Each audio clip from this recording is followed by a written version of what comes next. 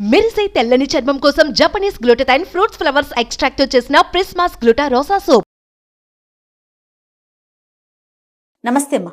నమస్తే అమ్మ. కొంతమందికి నెగిటివ్ ఆలోచనలు వస్తాయంటమ్మా. ఉమ్.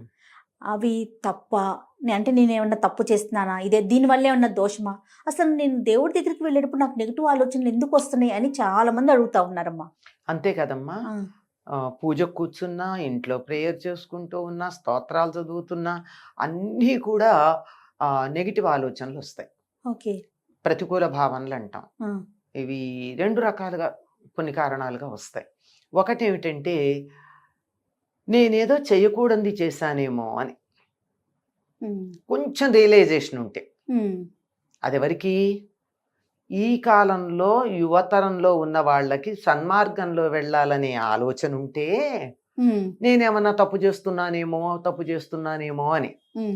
ఎలా ఉంటాయంటే అక్కడో చదువుతారు, స్నానం చేశాక గుడికి వెళ్ళేటప్పుడు శుభ్రమైన బట్టలు ఉండాలి, బాగుంది.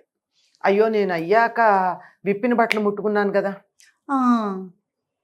అది అమ్మ ముట్టుకోకూడదు అన్నారు కదా, నేను ముట్టేసుకున్నాను. ఇప్పుడు బట్టలు మార్చుకోకుండా నేను గుడికొచ్చా గుర్తొచ్చింది నేను విప్పిన బట్టలు ముట్టుకున్నట్టు. ఓకే. అది లేదు, కట్టుకునే బట్టలు తీసి బీరువాలోంచి మంచం మీద వేసా. ఓహో. మంచం మీద పనికిరాదంటారు కదా, అమ్మ మంచం మీద వేసిన బట్టలు కట్టుకొచ్చా. ఫోన్ వస్తే గబాలన మంచం మీద కూర్చుని మాట్లాడొచ్చా. ఇవన్నీ గుళ్ళోకి వెళ్ళా గుర్తొస్తాయి, ఇంట్లోనేమో బయలుదేరాలి అని. అంటే అపరాధ భావన అంటారు, గిల్టీ కాన్షియస్నెస్. ఇది యువతరానికి సంబంధించింది. పెద్దవాళ్ళు ఉన్నారు, వాళ్ళు నిమిషానికి కంగారు పడిపోతూ ఉంటారు. ప్రతిదానికి కొడుకుల్ని, కోడళ్ళని, కూతుళ్ళని, పక్క వాళ్ళని బాధ పెట్టేస్తూ ఉంటారు. దీనికి నేను, ఎందుకంటే వాళ్ళు చిన్నప్పటి నుంచి చేసిన తప్పులన్నీ పెద్దవాళ్ళు అయ్యాక వాళ్ళు గుర్తొస్తూ ఉంటాయి.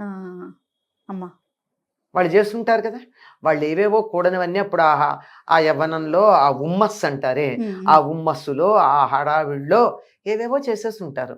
అత్తగారిని బాధ పెట్టుంటారు, భర్త మాట వినకపోయి ఉండుంటారు. ఇప్పుడు వాళ్ళు ఎవరూ లేరు, దానికి పరిష్కారం చేసుకునే అవకాశం లేదు. అంచేత లోపల గిల్ట్ ఉంటుంది. 24 గంటలు దేవుడు నన్ను ఏం చేస్తాడో, దేవుడు శిక్షిస్తాడేమో, నేను ఈ పని చేయడం వల్ల నాకు ఏం పనిష్మెంట్ వస్తుందో, నేను ఏ పాపం చేశానో, ఏ పాపం వల్ల నాకు ఇట్లా వచ్చిందో, నేను బయలుదేరుతున్నాను, ఎవరో తుమ్మారు, నేను పట్టించుకోకుండా కారు ఎక్కేసి, నాకు కారు బయలుదేరుతున్నాగా తుమ్మారు, నేను దిగలేను, డ్రైవర్ తీసేశాడు, ఇప్పుడు బయలుదేరుతున్నాగా తుమ్మాడు, నాకు పాపం వచ్చింది, ఎవడో తుమ్మాడు. ఇలాంటివన్నీ పెట్టుకుంటారమ్మా. ఇదే కారణం, మనకి అపరాధ భావన. ఎందుకంటే మనం అనుకున్న ఐడియల్స్కి మన ఆచరణకి మధ్య ఉన్నటువంటి తేడా వల్ల వచ్చింది.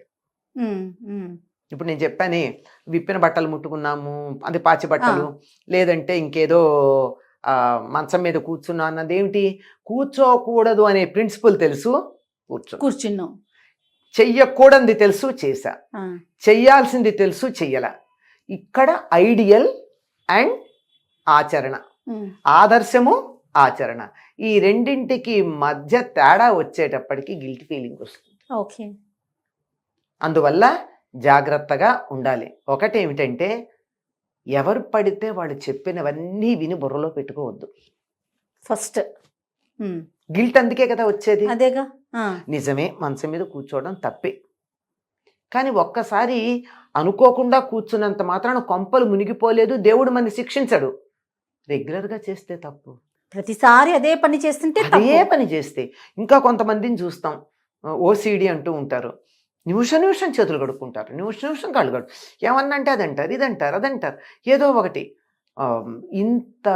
ఎందుకు ఇంత ఓసిడి ఉంటుంది, ఎందుకు ఉండాలి అంటే, పరిశుభ్రత గురించి నీకున్న కాన్సెప్ట్ ఏదైతే ఉందో, హై ఐడియాలు పెట్టుకున్నావు, అది ఇక్కడ నువ్వు ఆచరణలో పెట్టలేకపోతున్నావు. ఆచరణలో పెడితే సమస్య లేదు, అంతేగా. ఆచరణ దగ్గర వచ్చింది తేడా. అందువల్ల ఎంతవరకు మనం చేయగలమో అంతవరకు ఉంటే తప్పులేదు. ఈ కొబ్బరికాయని నేను ఫలానా చోట కొన్నాను, వాళ్ళేదో వాటిని ఆ వర్గం వాళ్ళు నీట్గా ఇవ్వరని మనకి సోషల్ మీడియాలో చక్కర్లు కొడుతోంది. అక్కడ కొన్నాను, కడక్కుండా తెచ్చా గుడికి. అయిపోయిందా? అయిపోయింది. ఇంకా అంతే. ఇంకంతే. ఇక అక్కడ దేవుడు లేదు, భక్తి ఏమీ లేదు, లేదు. భగవంతుడు లేదు. ఇక ఇదే లాగుతూ లేదు, ఉంటుంది. నువ్వు మొదట అక్కడ కొనకు. నీకు అలాంటి అనుమానం ఉంటే కొనద్దు, లేదంటే కడుక్కుని తీసుకురా, లేదంటే వదిలేయి. అసలు ఇవ్వకు. గుడిలో కొబ్బరికాయ ఇవ్వాల్సిందే ఉంది, ఉమ్. ఇవ్వక్కర్లేదు కదా. హాయిగా నువ్వు వేయదలుచుకుంది హుండీలో వేయి. హుండీలో వేయడానికి కూడా నీకు కొన్ని ఇన్హిబిషన్స్ ఉన్నాయి ఈ మధ్య కాలంలో. అందుకని అర్చకుడికి ఇచ్చేసి, ఓ. అది కూడా హుండీలో వేయొద్దని కదా చాలా ప్రముఖ దేవాలయాల్లో అవునవును. హుండీల్లో వేయొద్దని చెప్తున్నారు. నాకు అదేదో బుర్రలో ఉంది, ఆ. చెప్తున్నా ఎన్నుంటాయో చెప్తున్నాను ఇవన్నీ. ఆమామామ. ఆ. అలాంటి ఉన్నప్పుడు అర్చకుడు వేసే. అర్చకుడు పెద్ద పొట్టతో ఉన్నాడు, నున్నగా నిగనిగలాడుతున్నాడు, మెడలో బంగారం గొలుసు కూడా ఉంది. వీడు దేవుడి దగ్గర ఉన్నటువంటి దేవుడికి వేసిన డబ్బంతా తీసుకుని మింగేస్తున్నాడు, వీడికి వేయకూడదు. అదొక ఫీలింగ్. అదొక ఫీలింగ్. ఇవన్నీ ఎందుకమ్మా ఇంత చెయ్యాలా? ఇవేమీ వద్దు. ఒక్క రూపాయి వేయి, వాడేం బాగుపడ్డు.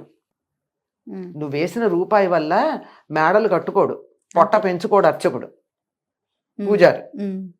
వెయ్యి, నీ మనస్ఫూర్తిగా వెయ్యి. నీ మనసునిచ్చే దేవుడికి. అక్కడికి వెళ్ళాక పూజారి ఎట్లా ఉన్నాడు, హుండీలో డబ్బు ఎవరు తీసుకుంటున్నారు, తెచ్చిన పళ్ళో కొబ్బరికాయో ఎక్కడ కొన్నాను, ఉమ్. ఇలాంటివన్నీ చెప్పులతో పాటు వదిలిపెట్టాలి. సూపర్. గుడి ముందన్న బయట వదిలి లోపలికి రావాలి. లోపలికి రావాలి. చెప్పులు వదులుతున్నామంటే దాంతోపాటు ఇవన్నీ వదిలేయాలి. వదిలేసి నేను దేవుడు అంతే, మిగిలినవి ఏం లేవు అన్న భావనతో వెళ్ళాలి. చెప్పడం చాలా తేలిక, ఐడియాలే ఇది కూడా. ఆచరణ అనుకుంటాను కానీ ఈసారికి ఇవన్నీ నెక్స్ట్ టైం నుంచి అనిపిస్తుంది. ఎక్కడికెక్కడంతే కదా. అందువల్ల మనసు మన అధీనంలో పెట్టుకోవాలి. ఏమీ అనుకోవద్దమ్మా. చాలామందికి కోపం వస్తుంది, వచ్చినా సరే అనేక మందికి మనశ్శాంతి కావాలంటే కొద్దిమందికి కోపం వచ్చినా నాకేం పర్వాలేదు. ఏది పడితే అది భయపెట్టేవి, కంగారు పెట్టేవి, బాధ పెట్టేవి మీ సోషల్ మీడియాలో కానీ, ప్రింట్ మీడియాలో కానీ, ఎలక్ట్రానిక్ మీడియాలో కానీ పెట్టద్దమ్మా. నాకు ఇంత తెలిస్తే నేను సోషల్ మీడియాలో పెట్టేస్తే ఎంతమందిని బాధ పెడుతున్నాను. ఒక నెల రోజుల తర్వాత, ఏడాది తర్వాత, 10 ఏళ్ల తర్వాత నేను పెట్టింది తప్పని నేను రియలైజ్ అయితే ఈ లోపల ఎంతమంది నాశనం అయిపోతున్నారు. Until and unless you confirm.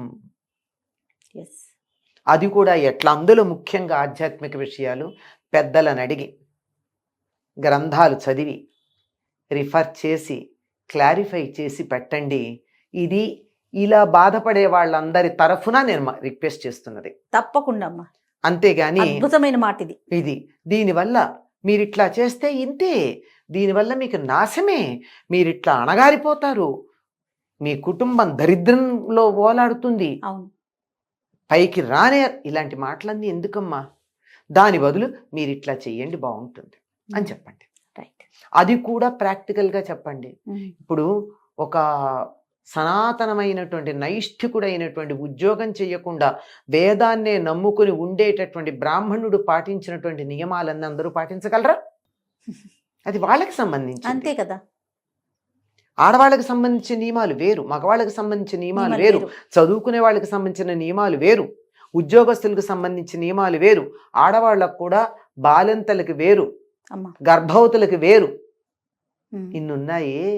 ఇవేవీ తెలియకుండా గాడిదని గుర్రాన్ని ఒకే రాటన కట్టేసి ఇష్టం వచ్చినట్టు మాట్లాడితే అవన్నీ చూసి బాధపడకండి.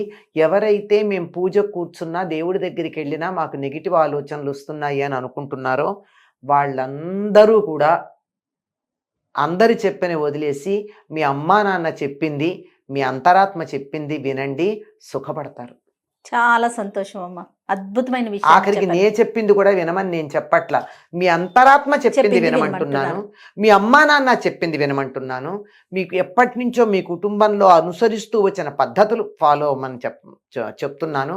అందులో ఏదన్నా మీరు చదువుకుని సైన్స్కి వ్యతిరేకంగా ఉంది అని అనిపిస్తే అప్పుడు ఆలోచించండి, అప్పటిదాకా అక్కర్లేదు. తప్పకుండా. నమస్తే. సుమన్ టీవీలో మీ పర్సనల్ అండ్ బిజినెస్ ప్రమోషన్స్ కోసం కింది నెంబర్కి కాంటాక్ట్ చేయండి.